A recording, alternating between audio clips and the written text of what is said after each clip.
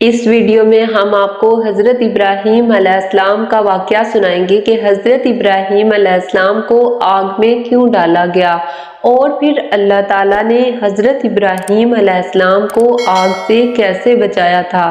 یہ پورا واقعہ ہم آپ کے ساتھ شیئر کریں گے، لہٰذا ویڈیو کو پورا دیکھیں۔ حضرت ابراہیم علیہ السلام کے والد کا نام قرآن میں آزر بتایا گیا ہے، جو کہ بت فروشی کا کام کیا کرتا تھا اور وہ بتوں کی پوجا کیا کرتا تھا، اور لوگ بھی بتوں کی پوجا کرتے تھے اور اللہ کو بالکل بھول چکے تھے۔ آزر لکڑی اور پتھروں سے بت تیار کرتا تھا اور انہیں شہر میں فروخت کیا کرتا تھا۔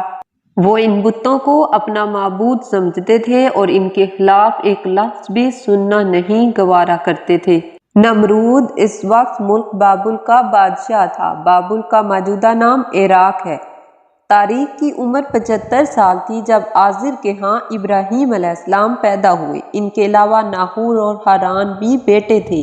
ہاران کے بیٹے لوط علیہ السلام جو حضرت ابراہیم علیہ السلام کے بھتیجے تھے۔ نمرود کے محل میں ایک بہت بڑا نجومی تھا۔ نجومی نمرود سے کہا کرتا کہ تمہاری سلطنت میں ایک بچہ پیدا ہونے والا ہے اور وہ بت پرستی کو ختم کرے گا اور لوگوں کو اپنے دین کی طرف بلائے گا اور تمہاری حکومت ختم ہو جائے گی۔ اسی طرح وہاں جو بچہ پیدا ہوتا تھا اسے قتل کر دیا جاتا تھا اور تقریباً نمرود کے کہنے پہ 1,00,000 بچوں کو قتل کیا گیا۔ نمرود کے خوف سے جب بچے کی ولادت کا وقت آیا تو آپ علیہ السلام کی والدہ شہر چھوڑ کر ملک سے باہر چلی گئیں اور پہاڑ کی غار میں پناہ لی۔ جب اس خاتون نے اس بچے کو جنم دیا پھر اللہ سے دعا کی کہ میں اس بچے کو تیرے حوالے کر کے جا رہی ہوں اور تم ہی اس بچے کی حفاظت کرنا اور رہنمائی عطا فرمانا۔ یہ دعا کر کے بچے کو بوسہ دے کر اس غار کو پتھروں سے بند کر کے دوبارہ اس شہر کی طرف لوٹ گئیں۔ جب دوسرے دن بچے کو دیکھنے آئیں تو بچہ مسکرا رہا تھا اور انگوٹھا چوس رہا تھا جس میں سے اللہ کے حکم سے دودھ نکل رہا تھا۔ وہ حضرت ابراہیم علیہ السلام ہی تھے۔ اسی طرح آپ کو غذا پہنچتی رہی اور اسی طرح آپ کی والدہ ہر روز آپ کا خیال رکھتی رہی اور آپ نے اپنی زندگی کے 13 سال اسی غار میں گزارے۔ تو ایک دن آپ علیہ السلام نے اپنی والدہ سے کہا کہ امی جان مجھے بھی اس شہر کی طرف لے چلے، تو آپ کی والدہ نے کہا نہیں بیٹا، آپ کو وہاں پر خطرہ ہے۔ ایک بار ایسا ہوا کہ آپ رات کے وقت اس غار سے نکل کر شہر میں داخل ہو گئے۔ اللہ نے انہیں بچپن ہی سے عقل سلیم اور ہدایت سے نوازا تھا۔ جب وہ بڑے ہوئے تو انہیں رسول بنا کر مبعوث فرمایا۔ حضرت ابراہیم علیہ السلام نے دعوت توحید دینا شروع کی تو سب سے پہلی مخالفت اپنے گھر سے ہی شروع ہوئی۔ جیسا کہ آپ پہلے بھی جان چکے ہیں کہ آزر جو کہ آپ علیہ السلام کے والد تھے، بتوں کا کاروبار کیا کرتے تھے۔ آپ نے اپنے والد کو توحید کی طرف بلایا اور کہا کہ ابا جان آپ ایسے بتوں کو کیوں پوجتے ہو جو نہ سنتے ہیں نہ دیکھتے ہیں، نہ آپ کے کچھ کام آ سکتے ہیں، نہ آپ کو کوئی نفع نقصان پہنچاتے ہیں، نہ یہ کھاتے ہیں نہ پیتے ہیں۔ ابا جان مجھے ایسا علم ملا ہے جو آپ کو نہیں ملا، لہٰذا میرے ساتھ ہو جائیے۔ واضح، ہموار اور ہدایت کا رستہ ہے۔ آپ علیہ السلام نے اپنے والد کو عمدہ ترین الفاظ اور بہترین اشارے کے ساتھ حق کی طرف بلایا۔ آپ علیہ السلام کے والد نے ہدایت قبول نہ کی اور بلکہ آپ کو دھمکیاں دیتے ہوئے بولے، ابراہیم کیا تم میرے ان بتوں کو ناپسند کرتا ہے؟ اگر تو باز نہ آئے گا تو میں تجھے سخت سزا دوں گا۔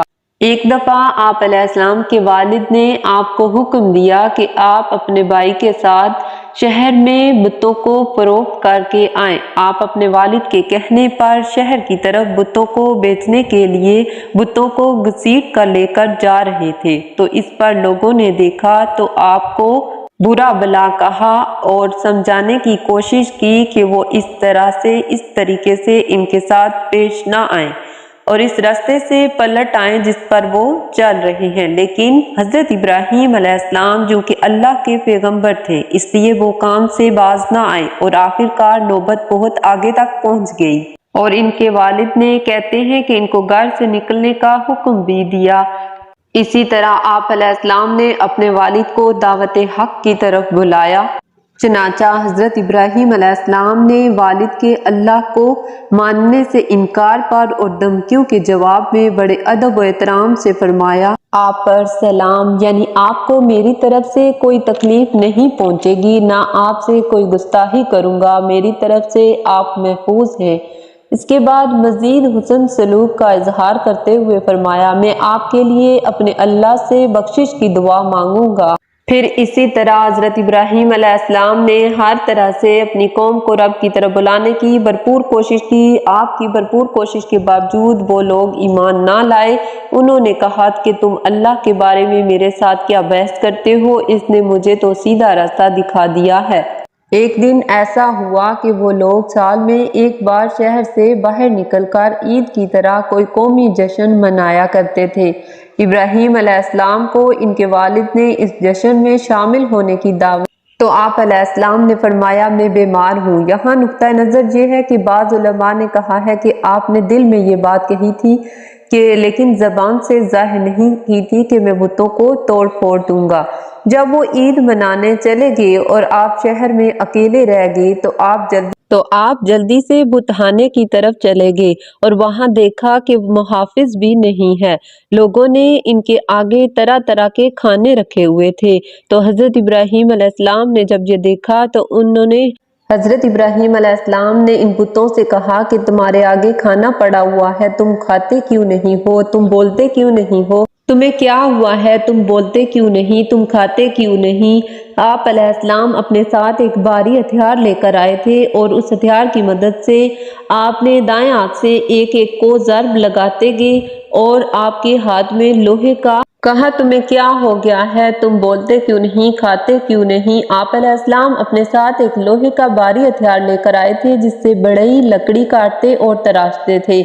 آپ دائیں ہاتھ سے ایک ایک ضرب لگاتے گئے اور مار مار کر انہیں توڑ پھوڑ دیا اور وہ بھاری ہتھیار ایک بڑے بت کے کندھے پر رکھ دیا تاکہ یہ تاثر ملے کہ اسے اپنے ساتھ چھوٹے بتوں کی بھی عبادت ہوتے دیکھ کر غصہ آ گیا ہے، اس لیے اس نے چھوٹے بتوں کو توڑ پھوڑ کر رکھ دیا ہے۔ جب لوگ جشن سے فارغ ہو کر واپس آئے تو بتوں کو ٹوٹا پھوٹا پایا اور کہنے لگے، یہ معاملہ کس نے کیا ہے اور وہ بچ کر نہیں رہے گا اور اسے لوگوں کے سامنے لایا جائے گا اور سزا دی جائے گی۔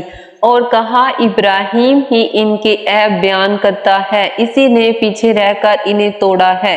بادشاہ نے حکم دیا کہ سب لوگوں کو اکٹھا کیا جائے۔ حضرت ابراہیم کا بت توڑنے کا اصل مقصد یہ تھا کہ سب لوگ جمع ہو جائیں تاکہ تمام بت پرستوں کے سامنے ان کا عقیدہ غلط ہونے کی دلیل پیش کی جائے۔ چنانچہ ایسا ہی ہوا، سب لوگوں کو جمع کیا گیا اور حضرت ابراہیم علیہ السلام کو سامنے لایا گیا اور پوچھا گیا کہ بھلا کیا تم نے یہ کیا ہے؟ تو ابراہیم علیہ السلام نے کہا، نہیں، یہ ان کے بڑے بت نے کیا ہوگا، اگر بت بولتے ہیں تو ان سے پوچھ لو۔ اصل میں حضرت ابراہیم علیہ السلام لوگوں کی توجہ اسی حقیقت کی طرف کروانا چاہتے تھے کہ یہ جن کو اپنا معبود مانتے ہیں بولنے سے بھی قاصر ہیں، اس لیے انہیں تسلیم کر لینا چاہیے کہ یہ محض پتھروں جیسے پتھر ہی ہیں اور کچھ نہیں۔ اتنے میں وہ آپس میں گس کرنے لگے، اپنے آپ کو ملامت کرنے لگے اور انہوں نے کہا کہ تم نے خود ہی غلطی کی ہے، ان کے پاس کوئی چوکیدار یا محافظ چھوڑ کر نہیں گئے۔ اور پھر کہنے لگے، ابراہیم تم تو جانتے ہو کہ یہ بولتے نہیں، پھر کیوں کہتے ہو کہ ان سے پوچھ لو؟ تب حضرت ابراہیم علیہ السلام نے فرمایا، پھر تم اللہ کو چھوڑ کر ایسی چیزوں کو کیوں پوجتے ہو جو تمہیں نہ فائدہ دے سکے نہ نقصان؟ تعجب ہے کہ تم پر اور جن کو تم اللہ کے سوا پوجتے ہو ان پر کیا تم عقل نہیں رکھتے؟ اور تم خود ان بتوں کو پوجتے ہو اور خود تراشتے ہو، یعنی تم خود لکڑی اور پتھر سے تراش کر اپنی مرضی سے ان کی شکل بناتے ہو، حالانکہ تم کو اور جو تم بناتے ہو اس کو اللہ ہی نے پیدا کیا ہے۔ آخرکار وہ نہ مانے۔ ان کے بڑے بڑے سرداروں نے یہ فیصلہ کیا کہ اگر تمہیں اپنے خداؤں کا انتقام لینا ہے تو اس کو جلا دو۔ چنانچہ حضرت ابراہیم علیہ السلام کو نشان عبرت بنانے کا پروگرام بنا لیا گیا اور اعلان کیا گیا کہ ہر جگہ جتنا ممکن ہو سکے ایندھن کو جمع کیا جائے۔ چنانچہ ایک بہت بڑی مقدار میں ایندھن کو جمع کیا گیا اور پھر ایک خاص دن مقرر کیا گیا کہ اس دن حضرت ابراہیم علیہ السلام کو سزا دی جائے گی۔ پھر انہوں نے ایک وسیع ہموار جگہ پہ تمام لوگوں کو جمع کیا۔ تمام ایندھن کو رکھ کر اسے آگ لگا دی گئی۔ آگ روشن ہوئی، بھٹکتی ہوئی آگ کے شعلے بلند ہو گئے، اس سے بڑی بڑی چنگاریاں اڑنے لگی جو اس سے پہلے کبھی کسی نے نہیں دیکھی تھی۔ پھر لوگوں نے آپ کو پکڑ کر باندھ دیا۔ اس وقت آپ یہ دعا فرما رہے تھے، لا الہ الا انت سبحانک رب العالمین لک الحمد ولک الملک لا شریک لک۔ اس کا ترجمہ ہے، تیرے سوا کوئی معبود نہیں، تو پاک ہے، جہانوں کے مالک، تیری ہی تعریف ہے، تیری ہی بادشاہی ہے اور تیرا کوئی شریک نہیں۔ جب آپ علیہ السلام کے ہاتھ پاؤں کو باندھ دیا گیا اور آپ کو آگ میں پھینکنے کے قریب کر دیا گیا تو آپ یہ دعا فرما رہے تھے، حسبنا اللہ و نعم الوکیل۔ حضرت عبداللہ بن عباس رضی اللہ عنہ سے روایت ہے کہ جب حضرت ابراہیم علیہ السلام کو آگ میں پھینکا گیا تو آپ یہی دعا فرما رہے تھے، پر یہی دعا مسلسل جاری رہی۔ اس کا ترجمہ ہے، اللہ کافی ہے اور وہ اچھا کارساز ہے۔ اور پھر اسی وقت اللہ تعالیٰ نے آگ کو حکم دیا کہ ہے آگ سرد ہو جا اور ابراہیم پر سلامتی بن جا، یعنی ابراہیم علیہ السلام کو کوئی تکلیف نہ پہنچا۔ اگر اللہ تعالیٰ یہ نہ فرماتا تو ابراہیم علیہ السلام پر سلامتی والی ہو جا تو آگ اتنی ٹھنڈی ہو جاتی کہ آپ کو اس کی ٹھنڈک سے تکلیف محسوس ہوتی۔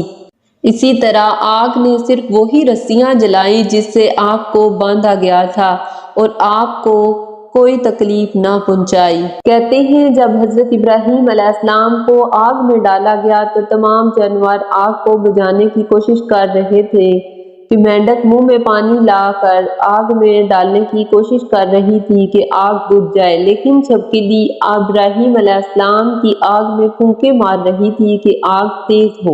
اسی لیے رسول اللہ صلی اللہ علیہ وآلہ وسلم نے چھپکلی کو مارنے کا حکم دیا ہے۔ اسی طرح حضرت ابراہیم علیہ السلام کو آگ نے کوئی نقصان نہ پہنچایا، اور حضرت ابراہیم علیہ السلام کا آگ سے نکلنے کے بعد جب نمرود سے سامنا ہوا جو اپنے رب ہونے کا دعویٰ کیا کرتا تھا، جب حضرت ابراہیم علیہ السلام نے اسے اللہ وحدہ لا شریک کی عبادت کی دعوت دی تو اس نے انکار کر دیا۔ چنانچہ یہ سب کچھ جانتے، دیکھتے، بوجھتے ہوئے بھی ابراہیم علیہ السلام نے اس سے بحث کی۔ اس نے اپنے رب ہونے کا دعویٰ کیا تو حضرت ابراہیم علیہ السلام نے فرمایا، میرا رب زندہ کرتا ہے اور مارتا ہے۔ اس نے کہا، میں بھی زندہ کرتا ہوں اور مارتا ہوں، یعنی زندگی اور موت دیتا ہوں۔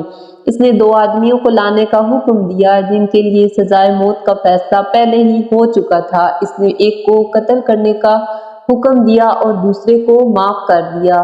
پھر اسی طرح اس نے یہ فریب دیا کہ اس نے ایک کو موت دی ہے اور دوسرے کو زندگی بخش دی۔ پھر حضرت ابراہیم علیہ السلام نے اس سے کہا کہ جو مر گیا ہے اس کو زندہ کر کے دکھاؤ۔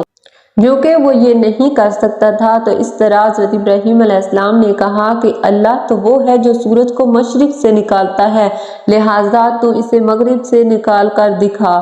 اگر تو دعویٰ کر رہا ہے کہ تو زندہ کرتا ہے اور موت دیتا ہے، ورنہ ثابت ہو جائے گا کہ تیرا دعویٰ غلط ہے، اور حقیقت یہ ہے کہ تو یہ کام نہیں کر سکتا اور تم تو ایک مچھر تک پیدا نہیں کر سکتے۔ اسی طرح حضرت ابراہیم علیہ السلام نے اس کا جاہل اور عاجز ہونا واضح فرما دیا، لہٰذا اس کے پاس جواب میں کہنے کو کچھ نہ رہا اور اس کا منہ بند ہو گیا۔